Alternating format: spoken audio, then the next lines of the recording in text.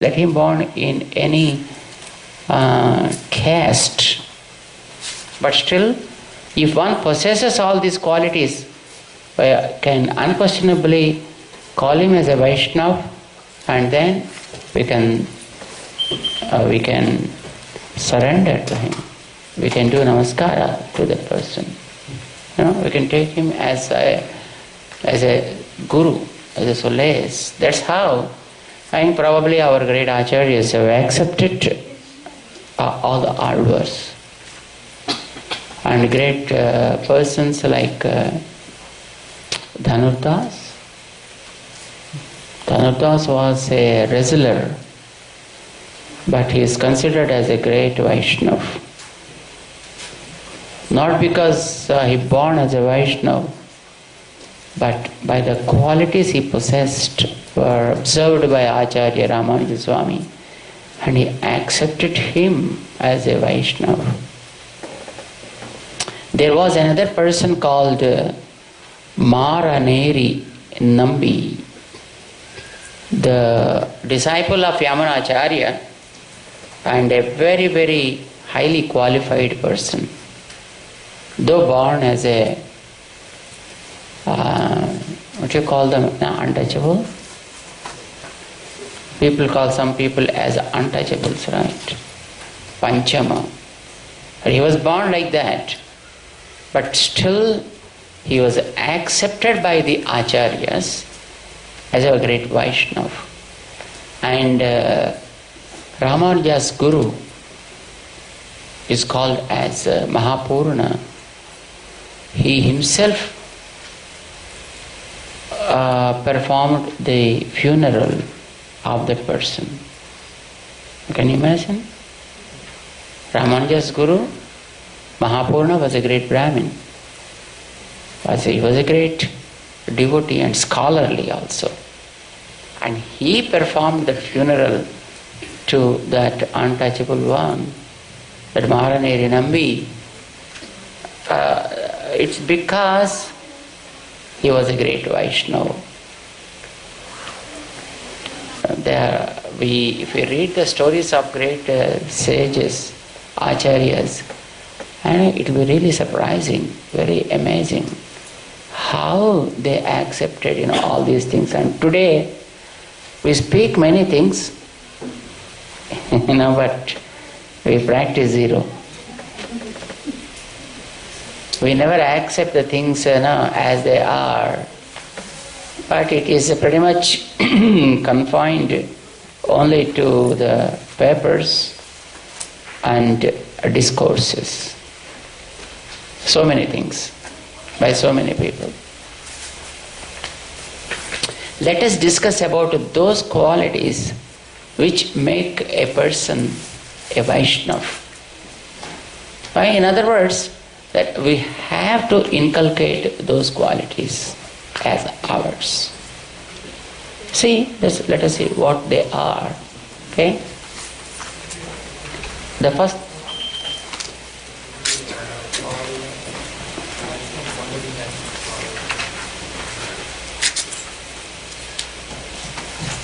We don't demand, somebody should call us as a Vaishnava.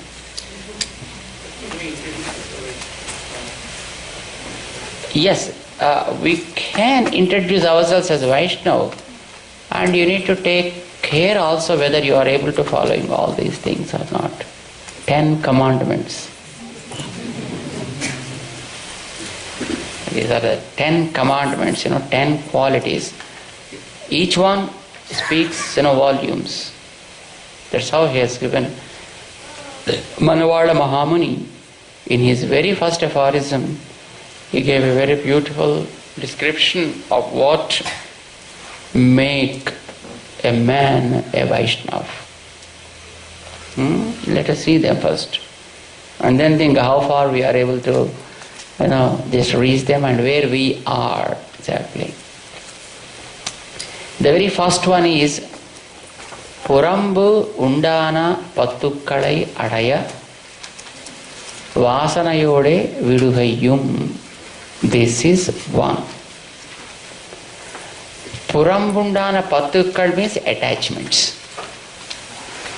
The external attachments.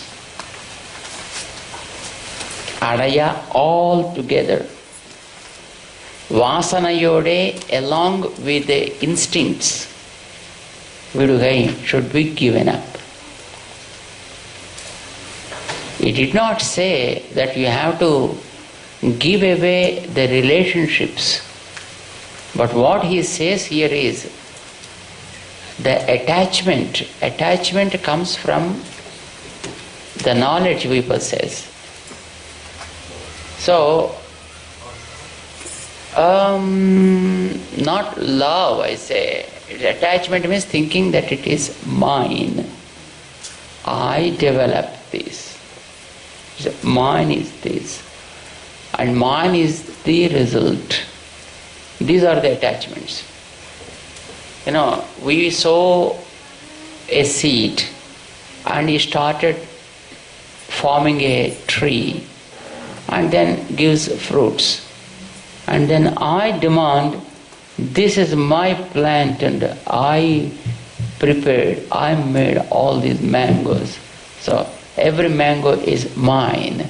We claim right over the mangoes, which is very funny, because only the seed that you borrowed from somewhere or you purchased from some other source, and that money also doesn't belong to you. That you got from some other source. So neither money is yours, nor seed is yours, neither you created the money, nor you made any seed. And ground is not, of course, anybody knows that ground is not yours.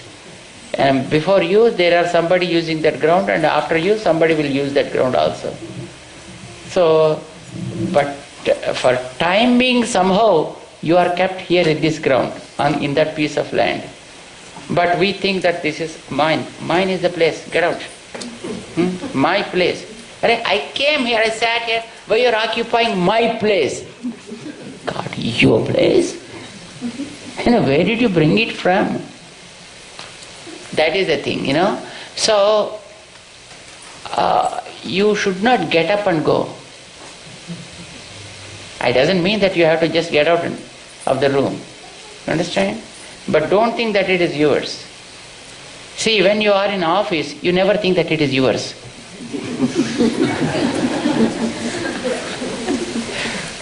But when the money paycheck comes, then you think that it is yours. So, on few things and we have attachment, on few things we are detached. But even you attached or detached, you are with them. Though you think that, this is not my place, what to do? But still you sit there and you work with all honesty and with all sincerity, and of course according to the time that forces you to be there. Like maybe sometimes 8 hours, maybe sometimes 16 hours, sometimes maybe 22 hours. But whatever the time demands, I think you are stick to that seat. And then you work without any compromise. So, but you don't like it. It's not really not liking, disliking, but it is a kind of detachment that you maintain with it. That kind of detachment should be there with everything. Even you are in office, you should think that this is a temporary work assigned by God as His service, so I do. I am doing because it is assigned by God. And then, see, when you think that it is yours, then you feel like doing something and not doing something. And if at all something goes like from 8 to 16 and 20 hours, then you get really bored and you feel painful and you cry at times, closing your face with your hanky, because not able to cry out in the office. So sometimes just you close and then you start crying. It's because your attachment is something else in home. No, after all, what are you doing in home? Doing some other work, right? Here you are serving to your boss, there you are serving to your real boss. Either way, just you are in work. But being here and doing, you cry. And being there, doing that, you feel joy. So it's not that work making you feel pain or joy, but it is the feel that's making you feel and joy. Got the point? It is the feel that whatever that we have within us is adding either load or removing the load. And you may be carrying 50 kgs of weight, still you don't feel it is heavier when your feel is something your better half is there watching whether you are able to lift it or not. Then you feel very happy by just lifting and just you want to show, yes, I did it. And even the pain also you forget. But suppose otherwise, if your boss ordered you in office to just lift it and kept it somewhere, and then you do it though, and then you go to a doctor and just take medicine and feel that my hands caught up and my back is aching and my neck is caught up, and you say 100 excuses and so many things like that. It's not because you weighed that. It's because you didn't like it. Because you didn't feel like doing that. You felt it is so heavy. And because you felt it is really interested, it's really important, and you feel like carrying that much is really easy, and you opted for that. Feel. It's not really what you do, it's what you feel that makes a lot. So attachment is something what we feel.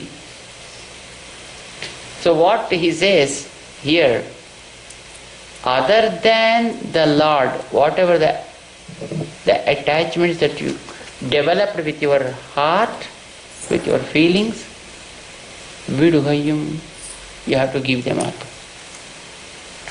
Adaya, all vasana yode, along with their backups also. Again, if you keep the backup there, then no matter if you remove the superficial thing, still again it pops up. So, ade vasana yode, vasana is not just smell. Vasana doesn't mean smell. Vasana is the records of our actions, which are innumerable in number, responsible for our memory, for our understanding, realization, and so on. That is what actually vasana. They are called vasana renus. Vasana not smell, So vasana renu is a record having lot probably terabytes of information in it, but stays somewhere in the body. Maybe it is on the way to mind, or on the way to hridayam. We exactly do not know that. But the records are there. And whatever is done during the, I think, whole lifetime will be recorded in one cell. And another janmas thing recorded in another cell. How many janmas we took so far? Nobody knows. And how many records we accumulated so far? And nobody knows. So vasanas keep coming constantly. Whenever some vasana comes up, then you are becoming free for that. And then it takes you. And then you will simply go. That's all it is. What here he says, the one who really gave up all the vasanas will become a Vaishnava. Swamiji, such persons will live. Do they live? They do live.